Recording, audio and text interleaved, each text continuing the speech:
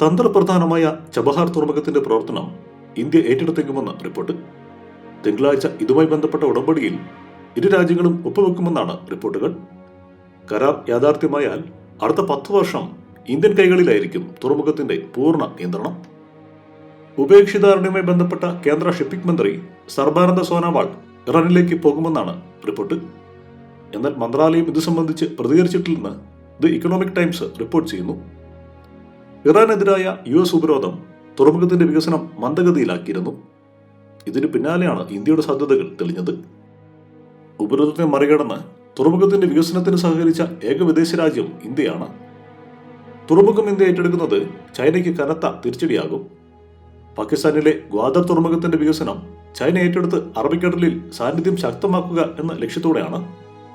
China Pak സാമ്പത്തിക ഇടനാഴിയെയും അറബിക്കടലിൽ ചൈനയുടെ സാന്നിധ്യത്തെയും നേരിടാൻ ചബഹാർ തുറമുഖം ഇന്ത്യക്ക് ഗുണം ചെയ്യും. ചബഹാർ തുറമുഖത്തു നിന്ന് 72 കിലോമീറ്റർ മാത്രം അകലെയാണ് ഗ്വാദർ തുറമുഖം. ഇന്ത്യ, ഇറാൻ, അഫ്ഗാനിസ്ഥാൻ, ഉസ്ബെക്കിസ്ഥാൻ തുടങ്ങിയ കോമൺവെൽത്ത് രാജ്യങ്ങൾക്ക് പരസ്പരം ബന്ധപ്പെടുന്നതിന് അനുയോജ്യമായ സ്ഥലത്താണ് ചബഹാർ തുറമുഖം സ്ഥിതി ചെയ്യുന്നത്. ഒമാൻ കടലിടുക്കിൽ ഇറാൻ പാകിസ്ഥാൻ അതിർത്തിയിലാണ് തുറമുഖത്തിന്റെ സ്ഥാനം.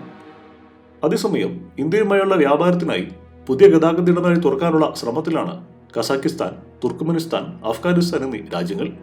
ഇറാനിലെ ചബഹാർ തുറമുഖത്തിലൂടെയാകും ഈ ഇടനാഴി സാധ്യമാകുക.